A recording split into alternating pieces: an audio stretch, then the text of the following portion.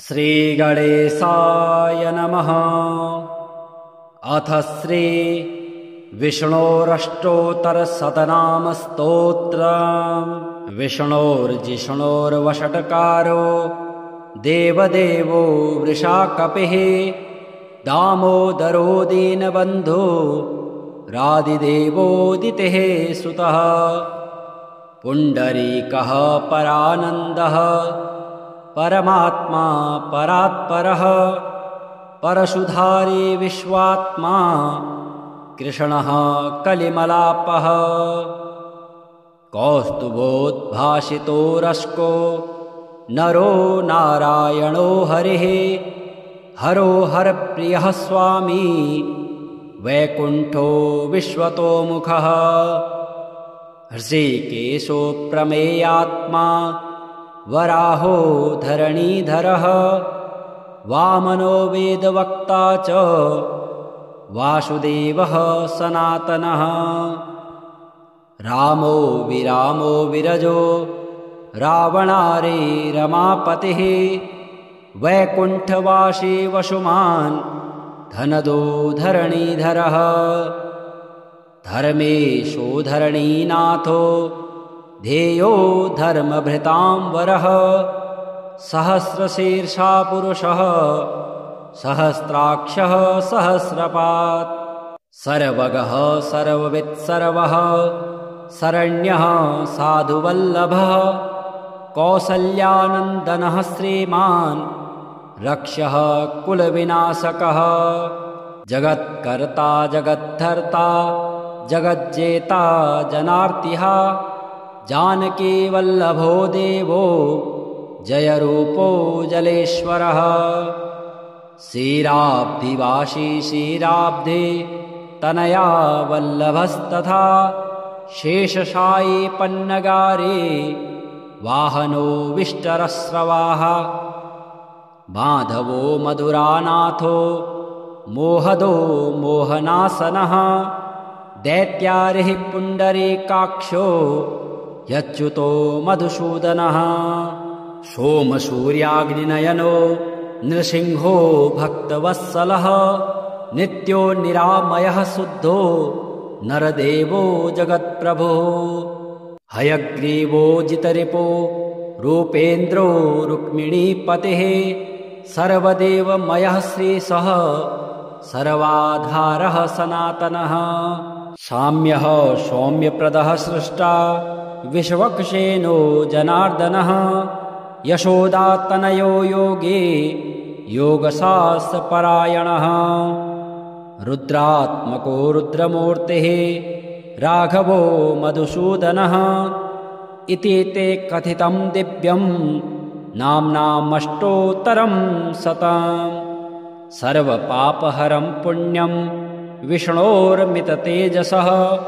दुःखदारिद्र्यदौर्भाग्य नाशनं सुखवर्धनं। सर्वसम्पत्करं सौम्यं महापातकनाशनं, प्रातरुत्थाय विप्रेन्द्र पठेदेकाग्रमानसः। तस्य नश्यन्ति विपदां राशयः सिद्धिमाप्नुयात्। विष्णोर्जिष्णोर्वषट्कारो देवदेवो वृषाकपिः, दामोदरो दीनबन्धो रादिदेवोदितेः सुतः, पुण्डरीकः परानन्दः परमात्मा परात्परः, परशुधारी विश्वात्मा कृष्णः कलिमलापः। कौस्तुभोद्भासितो रश्को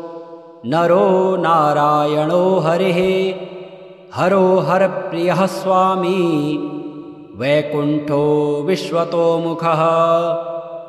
हृषीकेशो प्रमेयात्मा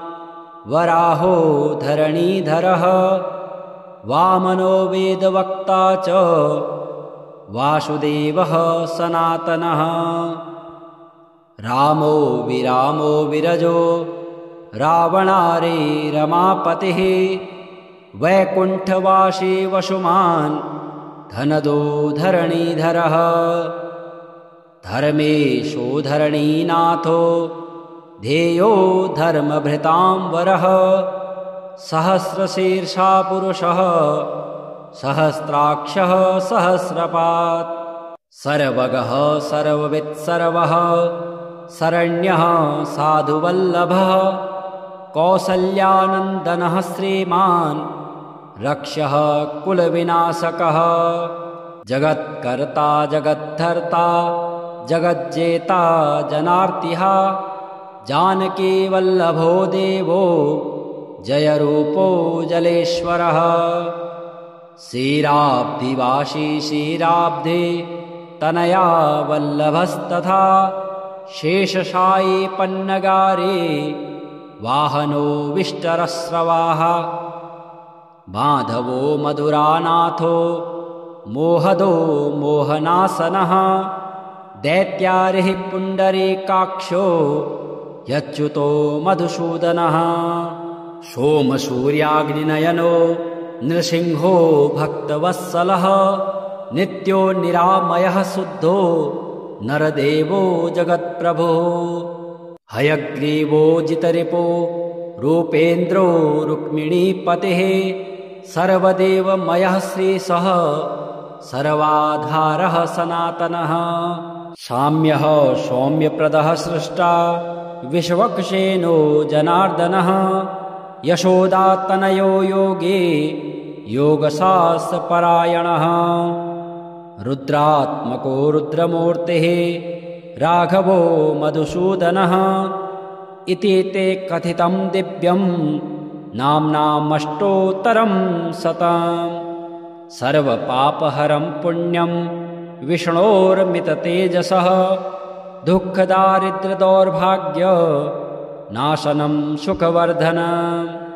सर्वसम्पत्करं सौम्यं महापातकनाशनं प्रातरुत्थाय विप्रेन्द्र पठेदेकाग्रमानसः तस्य नश्यन्ति विपदां राशयः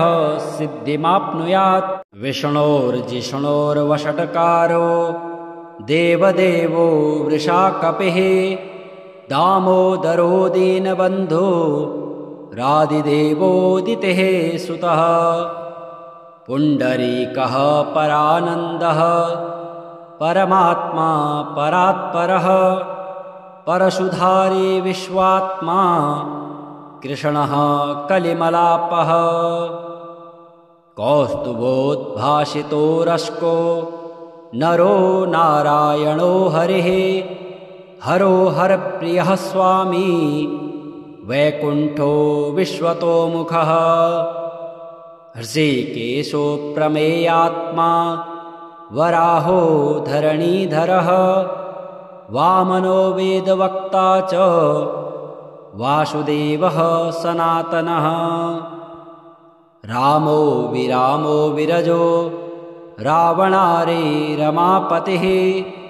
वैकुण्ठवासी वसुमान् धनदो धरणीधरः धर्मेशो धरणीनाथो ध्येयो धर्मभृतां वरः सहस्रशीर्षा पुरुषः सहस्राक्षः सहस्रपात् सर्वगः सर्ववित् सर्वः शरण्यः साधुवल्लभः कौसल्यानन्दनः श्रीमान् रक्षः कुलविनाशकः जगत्कर्ता जगद्धर्ता जगज्जेता जनार्तिः जानकीवल्लभो देवो जयरूपो जलेश्वरः क्षीराब्धिवासी क्षीराब्धे तनया वल्लभस्तथा शेषशायी पन्नगारे वाहनो विष्टरस्रवाः माधवो मधुरानाथो मोहदो मोहनासनः दैत्यारिः पुण्डरीकाक्षो यच्युतो मधुसूदनः सोमसूर्याग्निनयनो नृसिंहो भक्तवत्सलः नित्यो निरामयः शुद्धो नरदेवो जगत्प्रभुः हयग्रीवो जितरिपो रूपेन्द्रो रुक्मिणीपतिः सर्वदेवमयः श्रीशः सर्वाधारः सनातनः साम्यः सौम्यप्रदः सृष्टा विश्वक्सेनो जनार्दनः यशोदातनयो योगे योगशास्त्रपरायणः रुद्रात्मको रुद्रमूर्तिः राघवो मधुसूदनः इति ते कथितं दिव्यं नाम्नामष्टोत्तरं शतम् सर्वपापहरं पुण्यं विष्णोर्मिततेजसः दुःखदारिद्र्यदौर्भाग्य नाशनं सुखवर्धनं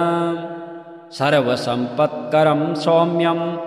महापातकनाशनं प्रातरुत्थाय विप्रेन्द्र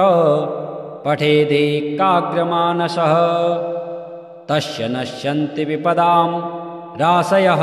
सिद्धिमाप्नुयात् विष्णोर्जिष्णोर्वषट्कारो देवदेवो वृषाकपिः दामोदरो दीनबन्धो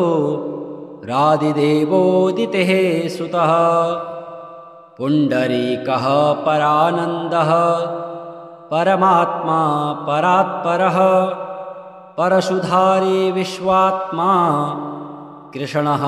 कलिमलापः कौस्तुभोद्भासितो रस्को नरो नारायणो हरिः हरो हरप्रियः स्वामी वैकुण्ठो विश्वतोमुखः हृषीकेशो प्रमेयात्मा वराहो धरणीधरः वामनो वेदवक्ता च वासुदेवः सनातनः रामो विरामो विरजो रावणारे रमापतिः वैकुण्ठवासी वसुमान् धनदो धरणीधरः धर्मेशो धरणीनाथो ध्येयो धर्मभृतां वरः सहस्रशीर्षा पुरुषः सहस्राक्षः सहस्रपात् सर्वगः सर्ववित्सर्वः शरण्यः साधुवल्लभः कौसल्यानन्दनः श्रीमान् रक्षः कुलविनाशकः जगत्कर्ता जगद्धर्ता जगज्जेता जनार्तिः जानकीवल्लभो देवो जयरूपो जलेश्वरः क्षीराब्धिवासी क्षीराब्धे तनया वल्लभस्तथा शेषशायी पन्नगारे वाहनो विष्टरस्रवाः माधवो मधुरानाथो मोहदो मोहनासनः दैत्यारिः पुण्डरीकाक्षो यच्युतो मधुसूदनः सोमसूर्याग्निनयनो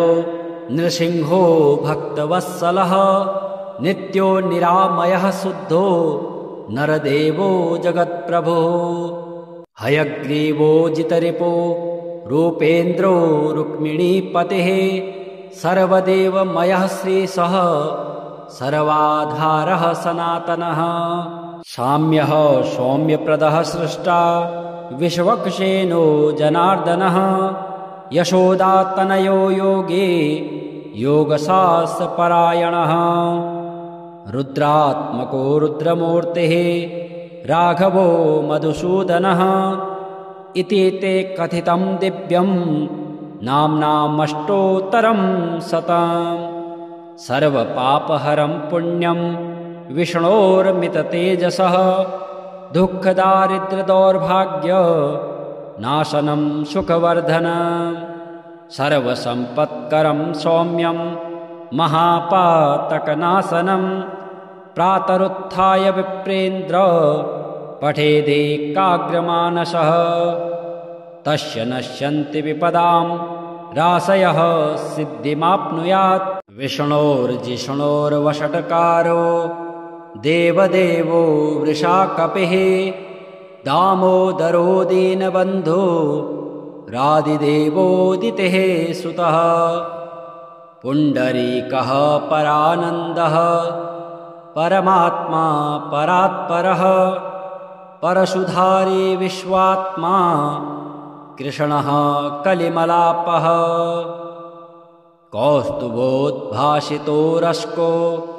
नरो नारायणो हरिः हरो हरप्रियः स्वामी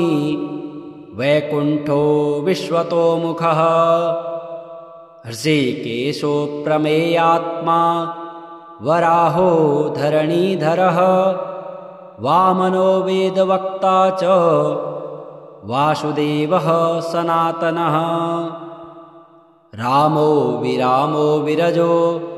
रावणारे रमापतिः वैकुण्ठवासी वसुमान् धनदो धरणीधरः धर्मेशो धरणीनाथो ध्येयो धर्मभृतां वरः सहस्रशीर्षा पुरुषः सहस्राक्षः सहस्रपात् सर्वगः सर्ववित्सर्वः शरण्यः साधुवल्लभः कौसल्यानन्दनः श्रीमान् रक्षः कुलविनाशकः जगत्कर्ता जगद्धर्ता जगज्जेता जनार्तिः जानकीवल्लभो देवो जयरूपो जलेश्वरः क्षीराब्धिवासी क्षीराब्धे तनया वल्लभस्तथा शेषशायी पन्नगारे वाहनो विष्टरस्रवाः माधवो मधुरानाथो मोहदो मोहनासनः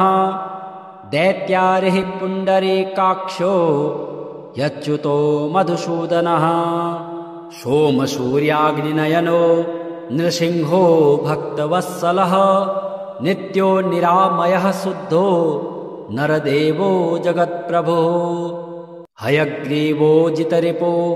रूपेन्द्रो रुक्मिणीपतिः सर्वदेवमयः श्रीशः सर्वाधारः सनातनः साम्यः सौम्यप्रदः सृष्टा विश्वक्सेनो जनार्दनः यशोदातनयो योगे योगशास्त्रपरायणः रुद्रात्मको रुद्रमूर्तिः राघवो मधुसूदनः इति ते कथितं दिव्यं नाम्नामष्टोत्तरं शतम् सर्वपापहरं पुण्यं विष्णोर्मिततेजसः दुःखदारिद्र्यदौर्भाग्य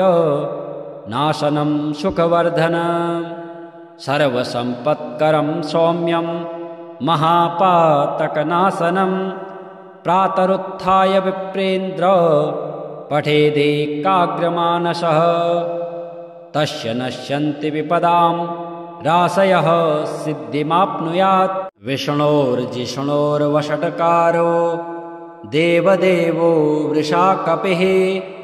दामोदरो दीनबन्धो रादिदेवोदितेः सुतः पुण्डरीकः परानन्दः परमात्मा परात्परः परशुधारी विश्वात्मा कृष्णः कलिमलापः कौस्तुभोद्भासितो रश्को नरो नारायणो हरिः हरो हरप्रियः स्वामी वैकुण्ठो विश्वतोमुखः हृषीकेशो प्रमेयात्मा वराहो धरणीधरः वामनो वेदवक्ता च वासुदेवः सनातनः रामो विरामो विरजो रावणारे रमापतिः वैकुण्ठवासी वसुमान् धनदो धरणीधरः धर्मेशो धरणीनाथो ध्येयो धर्मभृतां वरः सहस्रशीर्षा पुरुषः सहस्राक्षः सहस्रपात् सर्वगः सर्ववित्सर्वः शरण्यः साधुवल्लभः कौसल्यानन्दनः श्रीमान् रक्षः कुलविनाशकः जगत्कर्ता जगद्धर्ता जगज्जेता जनार्तिः जानकीवल्लभो देवो जयरूपो जलेश्वरः क्षीराब्धिवासी क्षीराब्धे तनया वल्लभस्तथा शेषशायी पन्नगारे वाहनो विष्टरस्रवाः माधवो मधुरानाथो मोहदो मोहनासनः दैत्यारिः पुण्डरीकाक्षो यच्युतो मधुसूदनः सोमसूर्याग्निनयनो नृसिंहो भक्तवत्सलः नित्यो निरामयः शुद्धो नरदेवो जगत्प्रभुः हयग्रीवो जितरिपो रूपेन्द्रो रुक्मिणीपतिः सर्वदेवमयः श्रीशः सर्वाधारः सनातनः साम्यः सौम्यप्रदः सृष्टा विश्वक्सेनो जनार्दनः यशोदातनयो योगे योगशास्त्रपरायणः रुद्रात्मको रुद्रमूर्तिः राघवो मधुसूदनः इति ते कथितं दिव्यं नाम्नामष्टोत्तरं शतम् सर्वपापहरं पुण्यं विष्णोर्मिततेजसः दुःखदारिद्र्यदौर्भाग्य नाशनं सुखवर्धनं सर्वसम्पत्करं सौम्यं महापातकनाशनं प्रातरुत्थाय विप्रेन्द्र पठेदेकाग्रमानसः तस्य नश्यन्ति विपदां राशयः सिद्धिमाप्नुयात् विष्णोर्जिष्णोर्वषट्कारो देवदेवो वृषाकपिः दामोदरो दीनबन्धो रादिदेवोदितेः सुतः पुण्डरीकः परानन्दः परमात्मा परात्परः परशुधारी विश्वात्मा कृष्णः कलिमलापः कौस्तुभोद्भासितो रस्को नरो नारायणो हरिः हरो हरप्रियः स्वामी वैकुण्ठो विश्वतोमुखः हृषीकेशो प्रमेयात्मा वराहो धरणीधरः वामनो वेदवक्ता च वासुदेवः सनातनः रामो विरामो विरजो रावणारे रमापतिः वैकुण्ठवासी वसुमान् धनदो धरणीधरः धर्मेशो धरणीनाथो ध्येयो धर्मभृतांवरः सहस्रशीर्षा पुरुषः सहस्राक्षः सहस्रपात् सर्वगः सर्ववित्सर्वः शरण्यः साधुवल्लभः कौसल्यानन्दनः श्रीमान् रक्षः कुलविनाशकः जगत्कर्ता जगद्धर्ता जगज्जेता जनार्तिः जानकीवल्लभो देवो जयरूपो जलेश्वरः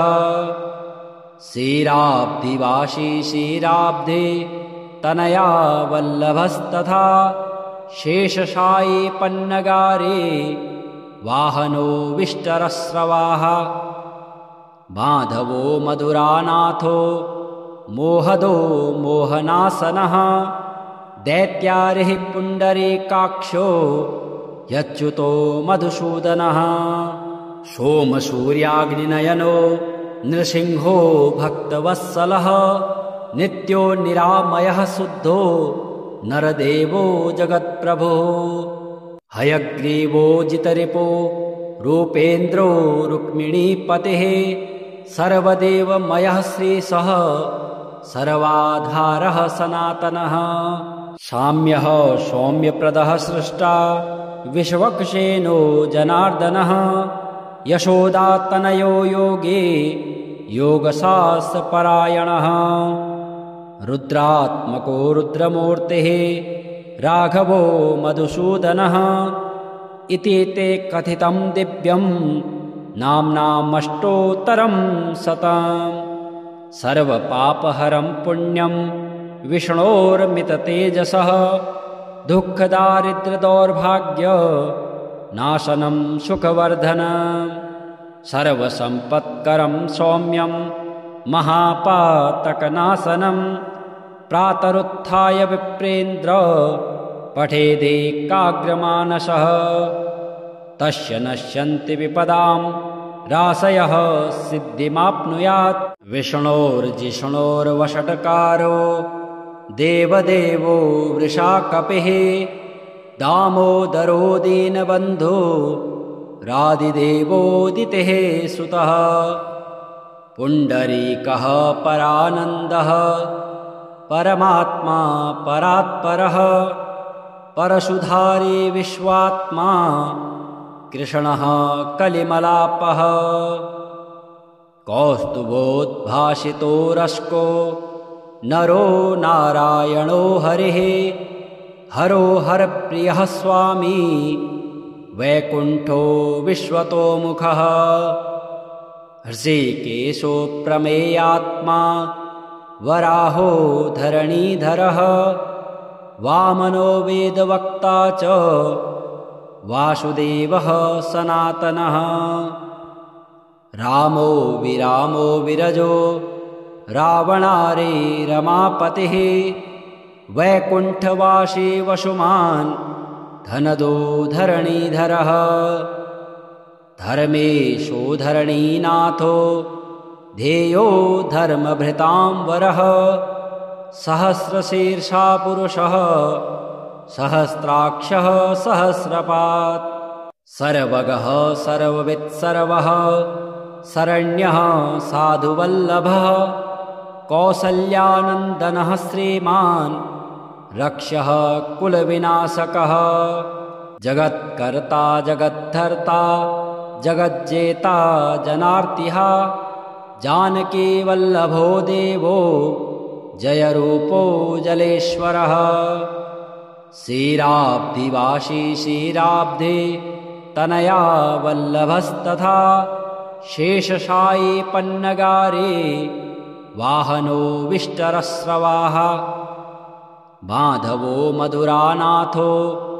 मोहदो मोहनासनः